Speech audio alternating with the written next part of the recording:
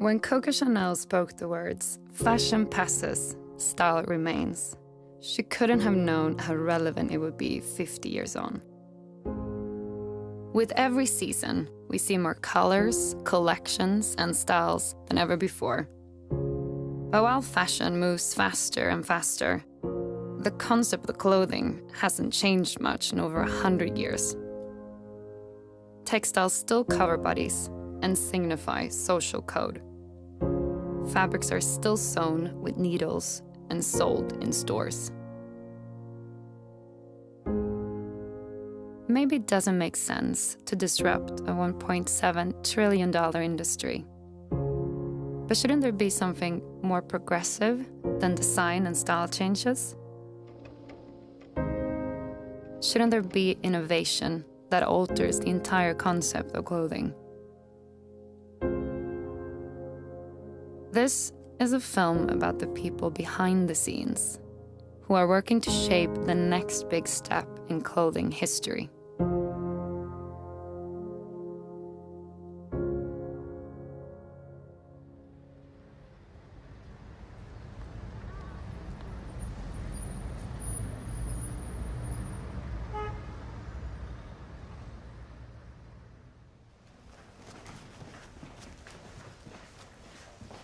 So this is Studio XO.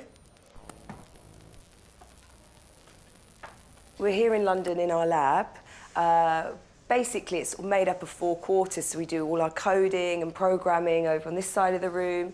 Then we have our kind of more traditional fashion, sewing machines, pattern cutting table. And then in the hybrid space, we've got our 3D printers, all of our kind of lathes and tools to mix the hard and soft materials together.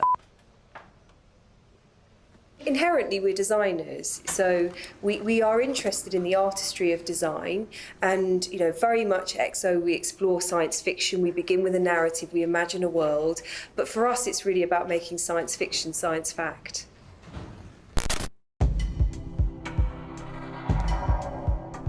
Nancy Tilbury is one of the pioneers of merging technology and fashion. Together with her team at Studio XO, she works to actively develop what they call digital couture experiences, which in basic terms means creating garments that are interactive and evolving. Her ultimate goal is to bring these ideas and concepts to the streets. But as a first step, they're creating extravagant outfits for the likes of Arcade Fire, Black Eyed Peas, and of course, Lady Gaga. So Lady Gaga had done the iTunes Festival, and it was the first time that she'd played art pop, many of the new singles, so it's a really exciting, exhilarating night. And we decided that we would create this almost like performance art. We created a dress called Anemone, which she wore in the evening after the events. And as she was leaving, to leave the venue, we set up a performance using Anemone where she came out to the crowd and the dress animated and released bubbles.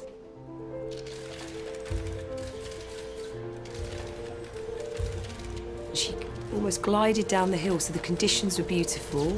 The press had to be very silent because it was very late, so you could just only hear the clicking of the cameras and the whirring of the dress together. These beautiful bubbles came out of nowhere, popping, making these structures. The fans were all clapping.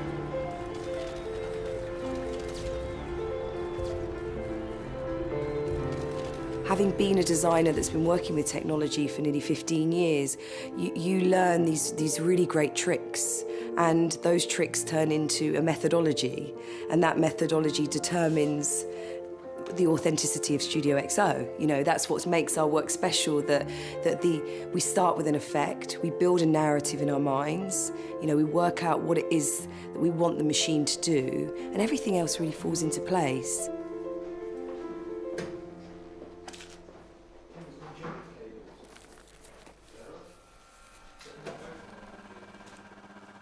It's amazing, the sound, the fact that it's a garment with a factory inside. the sound that it makes, the fact that it's building and producing bubbles, that you have these transformative pieces. So everything throughout the garment is 3D printed. So all of the mechanics of it are 3D printed. And then we have an architecture inside that's transforming the liquid across the garment into the varying places. So you really, it is pure design engineering that happens to be dressed up as fashion.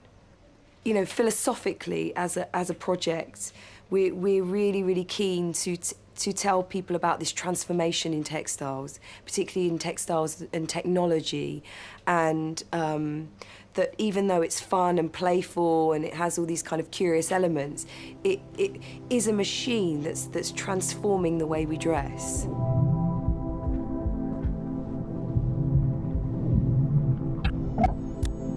While Studio EXO are at the cutting edge of fashion, they're not alone in putting machines on our bodies.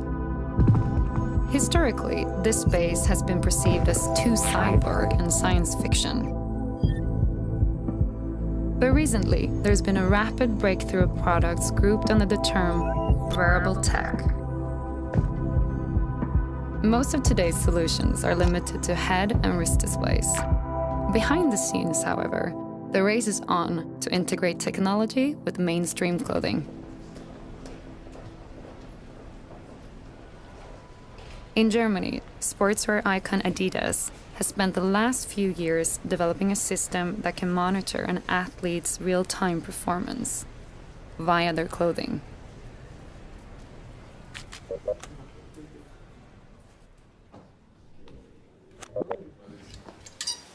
So here we have our TechFit Elite underlayer. So this is the shirt that has the heart rate sensors integrated, and you can see here, you can see a little bit from the outside, but we'll have to take a closer look at that.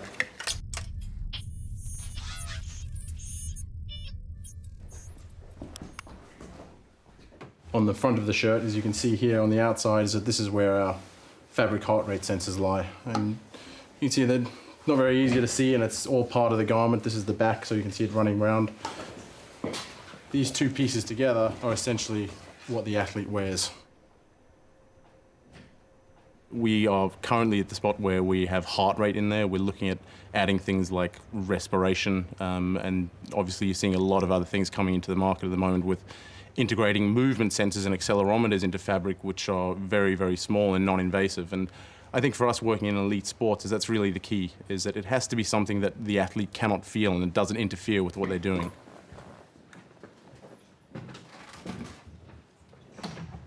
I think when we first had our first prototype, we went to AC Milan, and they're a very close partner of ours, and they've worked a lot on us in terms of user interfaces and how we display data. They're one of the most advanced teams in terms of physiological monitoring, and they use a lot of systems, they collect a lot of data, they do a lot of testing on their players, and they're really considered as being on the cutting edge when it comes to this sort of technology.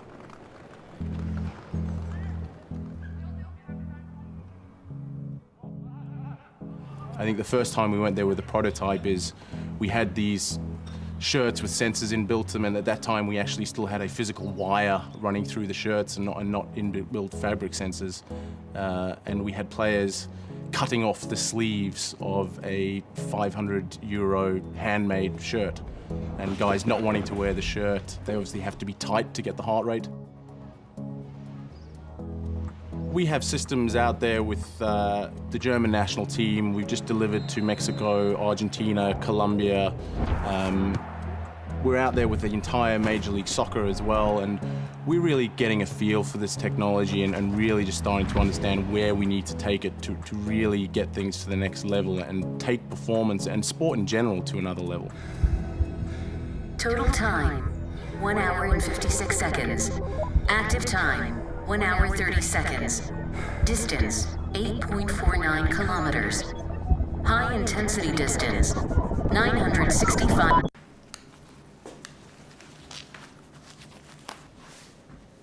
I think sooner rather than later, you're going to see more and more sensors and more clothes, and not just in sports, I think in everyday life as well. I think just in terms of normal health monitoring and understanding what your body's going through and in healthcare, And just in general, I think people want to understand more about what they're going through and how they can improve on how they live. So I think we're starting this at an elite level and at a level at which people are getting paid a lot of money to perform. But at the end of the day is we are just measuring things. So it's all about how you use the data and how you present it. Hey guys, can we just come down here? Can I just get you guys in a line on the end there and just like warm up, so jog end to end. So here today, I mean, really we've had some software updates recently, and I'll be looking at some of the changes we've made to user interfaces. So some of them very slight, some of them a bit more major, looking at how we display acceleration as an example. So what we're going to do here, you can see that these guys, the heart rates are in the blue zone at the moment. So you can see we're down in the lower ranges for their heart rate, and we're going to warm them up and bring them up to a level at which we can get them playing a game and having a bit more intensity. In my opinion, I really think we're in the bacteria stage. We haven't evolved very far. We're just starting to see the beginnings of what you could call life, I suppose, in this space. You're going to see things get a lot smaller, a lot faster, a lot smarter. And again, you're going to see the platforms evolve, I think, to make more use of these. And I think when people talk about wearable technologies, there's so much focus on the actual devices and the sensors, and it's a watch that does all this, but that's not really the important part. And I think you'll see these whole wearable environments, not just devices or fabrics or things, is you'll see environments and platforms growing. And it's really, I think, these things will become more accepted as they become more seamless, easier to integrate into everyday life, and actually getting and seeing value from it. So I think it's going to explode. We're in its infancy, and there's going to be some exciting things come out of it.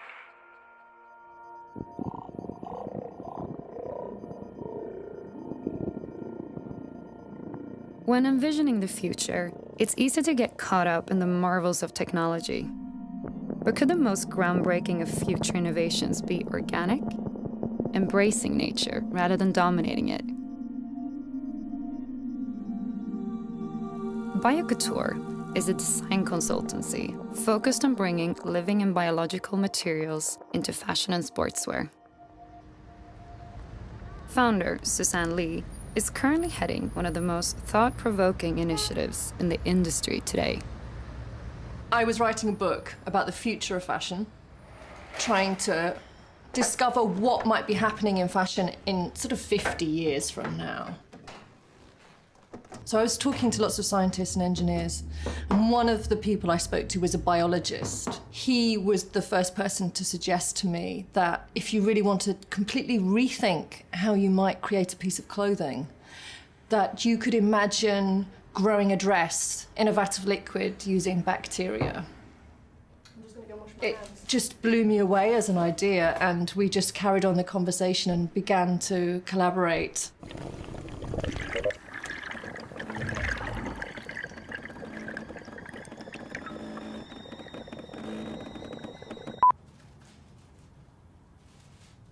We started just growing small trays, me in my bathroom, him in his garage. And, you know, just kind of comparing notes on what we were doing with temperature and covering and, you know. But very quickly, we could see that there was something there that was really promising. The process we used was incredibly simple, and actually I realised that it wasn't so difficult to produce something that not only was textile-like in feel, but that I could sew together like a normal piece of clothing. And it just shifted my whole thinking in terms of how you might create fashion in the future. Our basic recipe is green tea, sugar, some acetic acid, like a cider vinegar, and then the starter culture. And that's yeast and bacteria, but it comes in the form of a mat. And that mat is basically your mother, it's called a mother culture. So that will give birth to something that will grow on the surface of the liquid. And it will take on the shape of whatever your container is. So if you had a star-shaped container, that would be the shape of the material that you grew.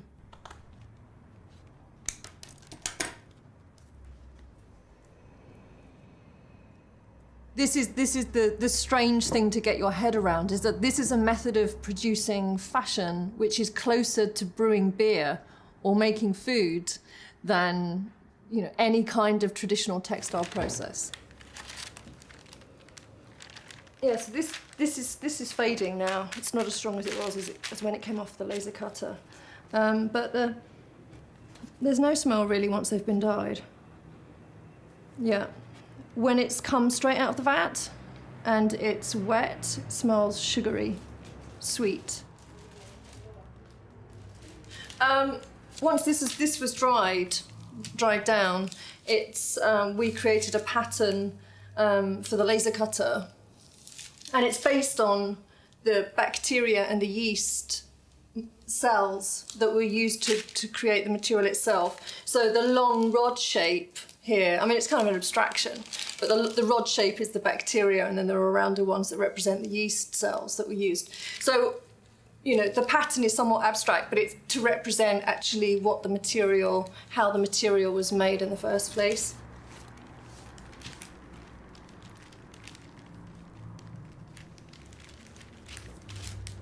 We collaborate with all sorts of other companies, scientists who are growing materials in the lab using living organisms.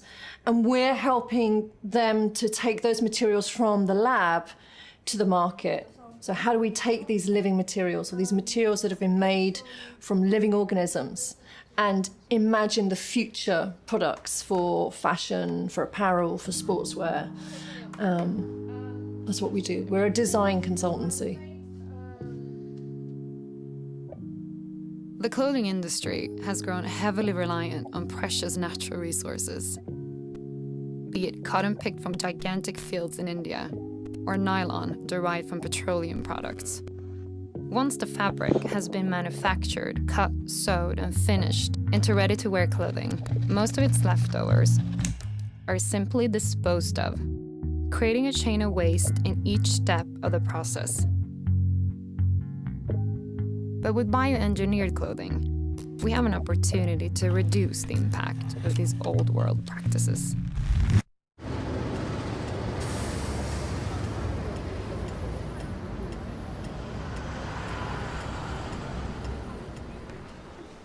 When you think about something like fermentation and a living organism, there's kind of no waste, because it's producing both the fibre, organising that into a material for you, and then ultimately, potentially, what you're looking at is being able to grow that material onto the form that you want it to take shape as. Right now, we're not genetically engineering that bacteria to produce the material for us. But the future will be about designing the bacteria to spin the thread, to give it the qualities that we want. So if we want it to repel water, we design that into the cell. If we want it to deliver some kind of nutritious quality to your skin, perhaps, that could all be designed into the material. How do you figure out what we're going to be wearing in 50 years? Well, one way of thinking about that is by talking to scientists and engineers who are working in the lab today on new experimental materials or new ways of thinking about manufacture. 90% of the planet is covered in cellulose material. Everybody's so excited about 3D printing, but what I'm excited about is not today's 3D printing, which is still using oil-based petrochemical nasty plastics and filling the world with more plastic. You know, plastic is my nemesis, you know. I want it to be organic and natural and compostable. Most people in fashion textiles are not hanging out with scientists, you know, really doing geeky research and, you know, asking these questions. Because, you know, fashion is actually just concerned with what's happening in the next 5 minutes. And that's become, you know, increasingly the case over the last sort of 20 years. You know, the time frames for thinking and, you know, making stuff happen in fashion have got shorter and shorter and shorter. It's why we call it fast fashion now, you know. There is no time for R&D in fashion.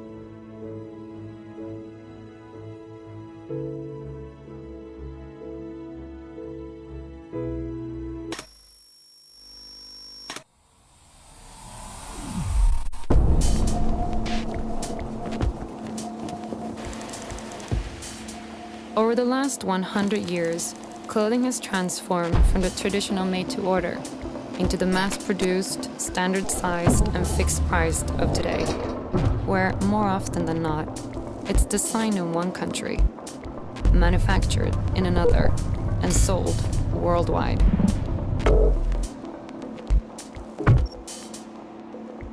This model, known as fast fashion, has completely changed the face of the industry.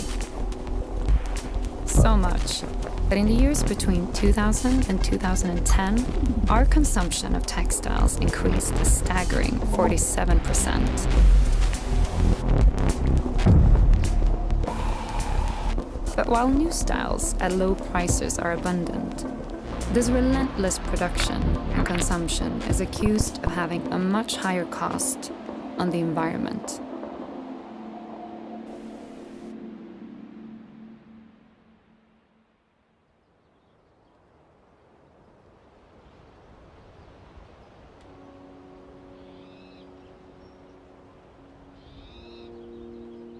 I've been a mountaineer and a climber since I was 15 years old. And people sometimes ask me, what's your favorite climb? And that's hard to answer because there's a lot of favorite climbs. But one of the ones that I remember best, that I loved the most, was a route on Mount Kenya in East Africa, the second highest mountain in Kenya. It was a magical climb, right on the equator, a ribbon of ice that required ice axes and crampons, and it was difficult. It was very steep, and there was one place, in fact, where you had to go behind a hanging curtain of ice and actually go inside an ice cave and climb up and chop your way out of the top of it and exit onto the summit. It was like magical.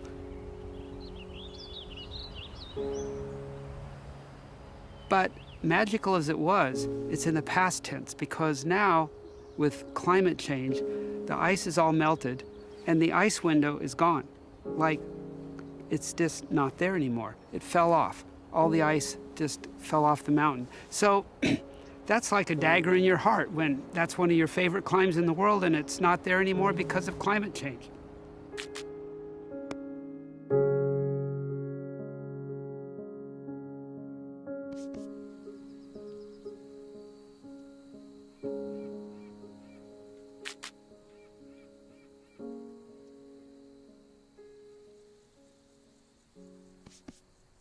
How did we end up with fast fashion? Where did this come from? Perhaps the answer is in the ability of companies to deliver fashion faster and faster. You know, with the ability to deliver inexpensive clothes because they're made in places where the costs are the lowest and they can be turned around with the fastest speed possible and change weekly or monthly. Maybe that's just from having that capability, you end up with fast fashion because, you know, that satisfies a desire and a need in people. If that's the case, then it's that desire from the consumer that's driving it. And that's where the change has to come from.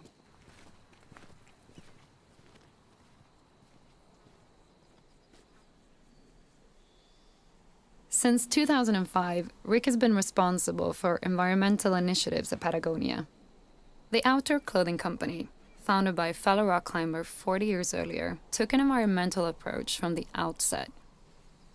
Among other things, they commit 1% of their annual sales to environmental groups and have founded programs to help and encourage consumers to recycle their clothes.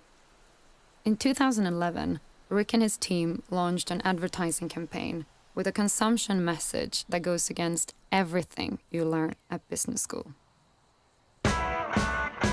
So what about this, folks?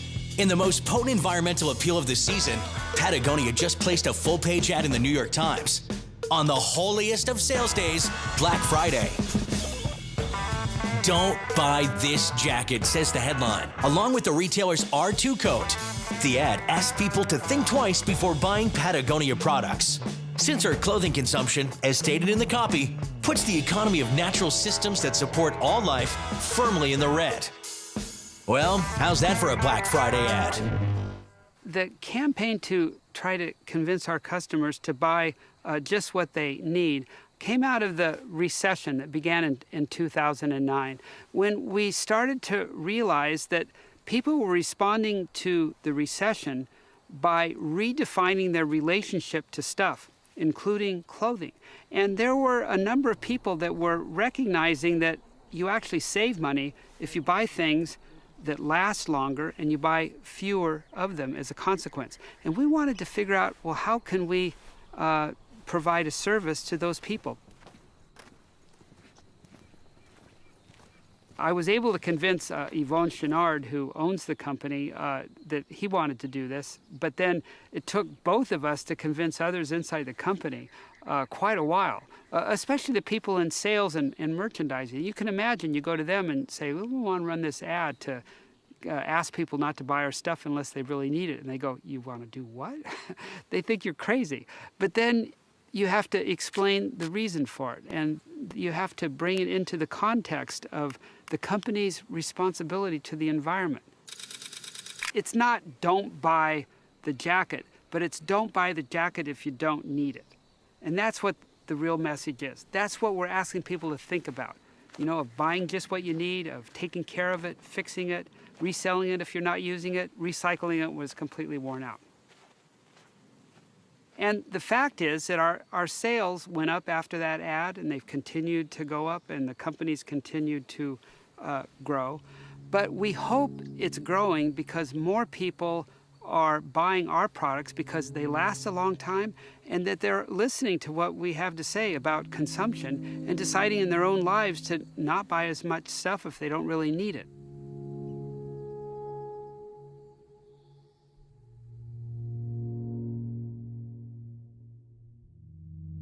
I'm a little suspect about making any product that is climate positive, but it's possible to make it approaching climate neutral.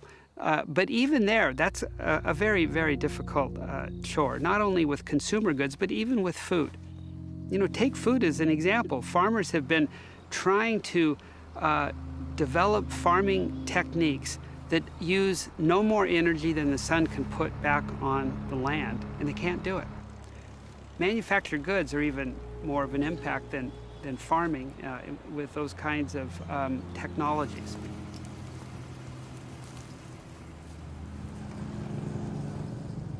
So you maybe can't make clothes that are climate neutral or climate positive, but you can certainly make clothes that have an absolute minimum impact on climate change.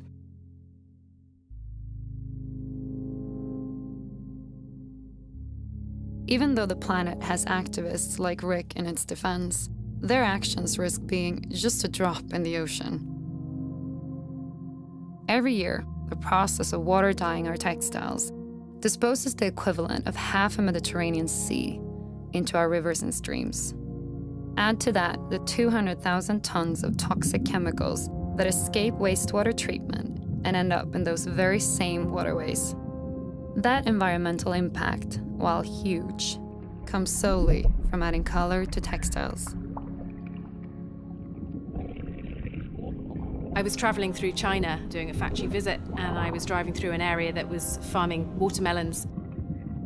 Up until that point, I ate a lot of watermelons until I drove past the river that was feeding the watermelons the water. Nobody would want to drink anything from that stream. And obviously, you know, the impact of industrial factories in the area was just polluting the farming, and people were obviously eating that. So I think it's visual things like that that make me really passionate about what I'm doing.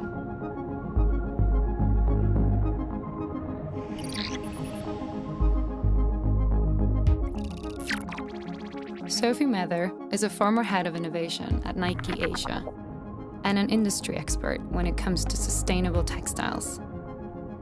A few years ago, she began working together with the Ye Group, a Bangkok-based textile manufacturer and pioneers of a revolutionary new technology called dry dye, a solution that can color fabrics without using a single drop of water.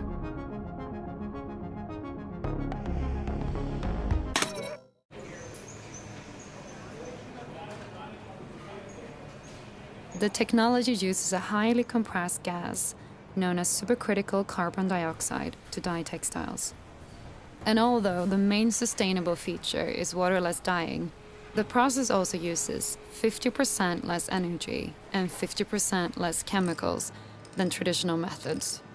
Still in an early stage of development, there are 7 machines in commercial use today, each with the capacity to color about 1 million yards of fabric per year.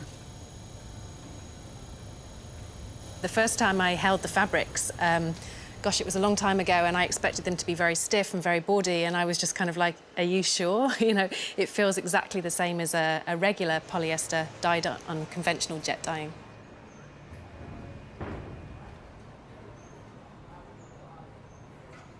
As far as dyeing, I just look at traditional wet dyeing, and I look at the amount of extra water that comes out and the extra colour that goes out. And to me, it just seems historical. It's kind of a no-brainer. Dry dye is clean. You know, everything about it is clean. The fabric is dry. The stuff that comes out is dyed fabric. And we're kind of putting a stake in and saying, look, this is what you have to aspire to. We're not happy with X% less. We want 0. We're really striving to get as good as we possibly can. When I first started looking at it, it was dyeing fabrics with 0 water and 0 effluent that was exciting. But now I can see the potential. If you can use supercritical carbon dioxide to dye fabrics, I ask the question, what else can we do with supercritical carbon dioxide in our industry to make really phenomenal changes?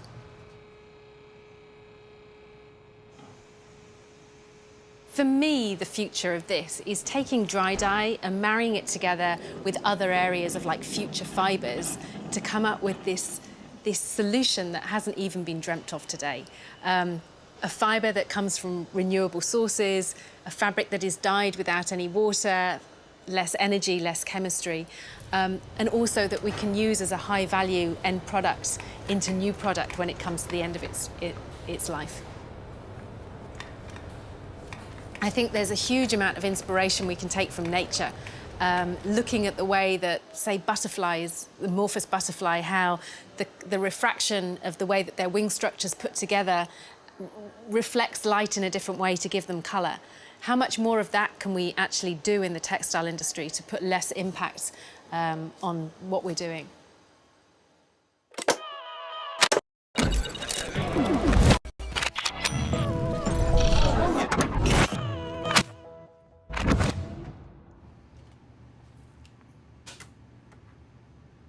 When it comes to sustainability, it's easy to place the blame on unethical brands and polluting factories in faraway lands. But to make the clothing industry anywhere near sustainable, the responsibility is not only with manufacturers, retailers, and brands. The responsibility is also with us, the consumers.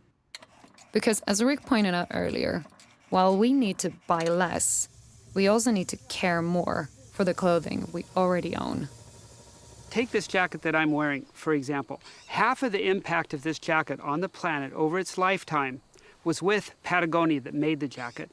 The other half of its impact is with me, the person that bought it, and how I use and care for it. In past generations, people would take care of their own products, their own clothes. They would fix them. They would sew patches on them. They would repair them if they're broken to get the most out of them. And in fact, Patagonia, back in its very early days, made repair kits. And now we're making repair kits again for our customers. And not only are we offering repair kits, but we also have made repair videos in partnership with a small company called iFixit that teach people how to fix their clothes if they're broken.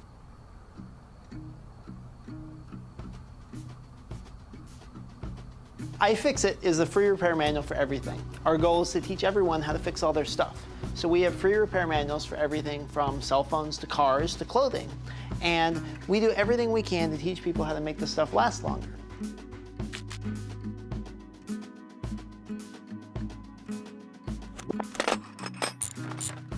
I think it's fundamental to learn how to work on the things that we consume. Rather than being a passive consumer society, wouldn't it be great if we could all be more actively involved in our things?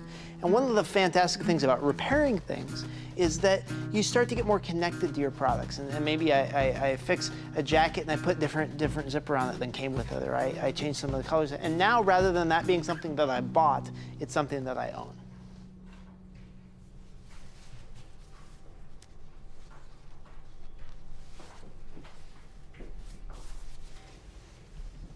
Thinking about it or talking about an environmental problem, I think once you actually do something, once you actually sew something, once you actually fix something, it becomes a real tangible experience. And I think that that changes the way that you feel about it and the way that you interact with it. And suddenly this becomes a part of your skills and your learning and your persona that wouldn't be if you were to just buy a new jacket.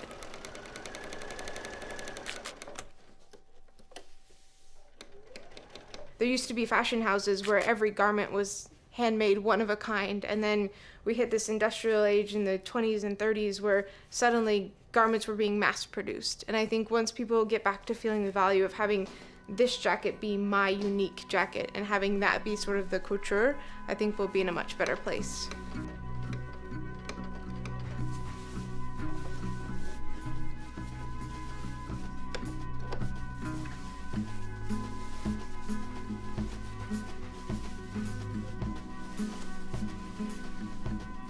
You know, with the clothing that we have, it's intimately connected to us. Our clothing suffers more wear and tear than anything else that we have. And it seems preposterous if we want to move to a more sustainable society that we don't start with the things that we're most closely familiar with. So we started getting going, teaching people how to fix clothes. We started with basic things like how to put a button back on, and then some more complicated repairs like working on zippers. We empower millions of people every month to learn how to repair things. It's been exciting to see people stretch themselves and learn how to repair things they never would have been able to repair before. We see moms fixing iPods for their kids, and now we see kids fixing jackets for their moms. And it's really exciting to see us connecting families and connecting people together through things that used to separate them.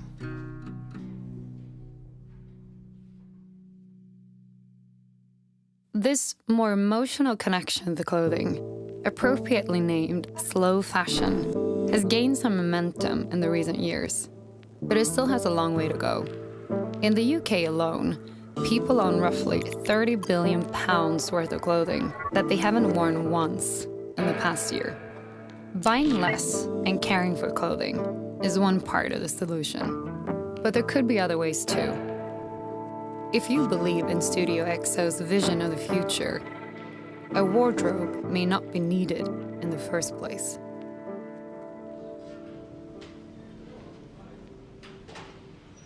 I think fashion future is a little bit more like fashion past.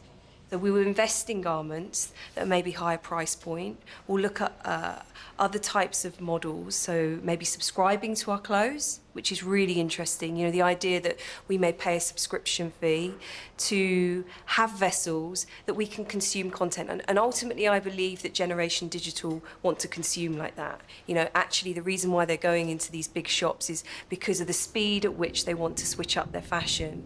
Now, if the surface of their clothes is transformable, well, they really need to do that.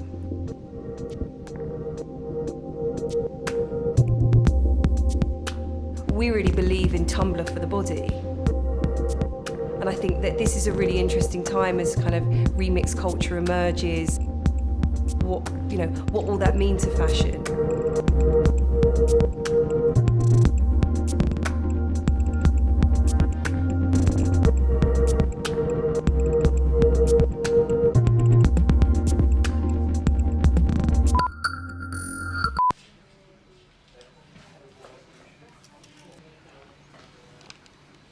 I can recall a time with a very, very, very accomplished fashion designer who runs one of the biggest houses, who literally shuffled me out of the room and told me I was absolutely balmy at the Royal College. And I stood my ground and said, "You are wrong. The digitisation of clothing will happen. Technology will integrate. One day we will wear the surface of the computer on our bodies." He told me I was literally a mad thing and I needed to leave the room. I continued to argue with him until my professor told me time out. And if I got to meet him again, I would have the same argument with him, I'm sure.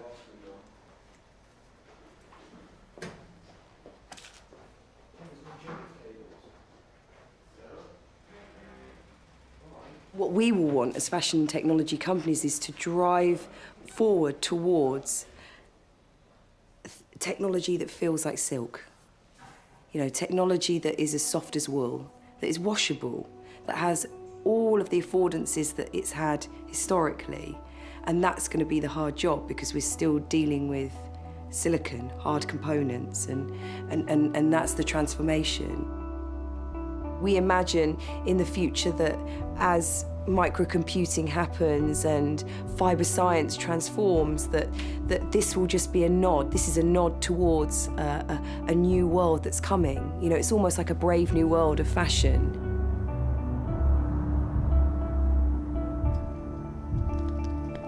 What's exciting for us as designers is to see this future on the horizon and know that something better is on its way.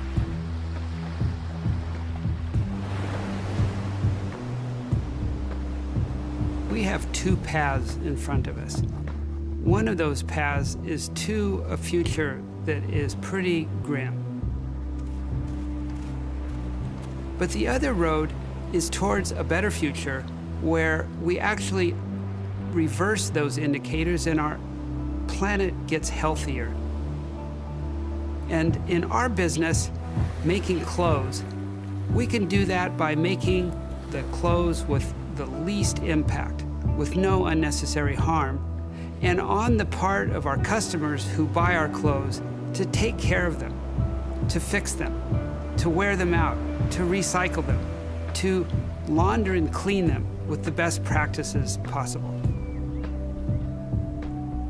It's very difficult to make people change their behavior. You know, a whole new generation have grown up going into Primark and H&M, buying things so cheaply that they don't have any understanding that it should be any other way, because that's all they've ever known.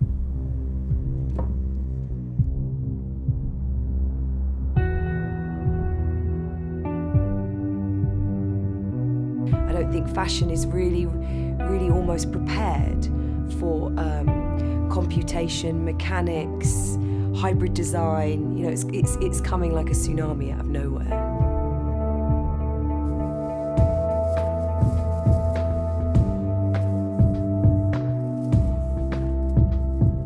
Ready for it or not, the concept of clothing is going to change. This film is a mere snapshot of the people and innovations that are helping to shape the future of clothing. And whether it moves in the direction of technology, biology, sustainability, all of the above, or something completely different, nobody can know.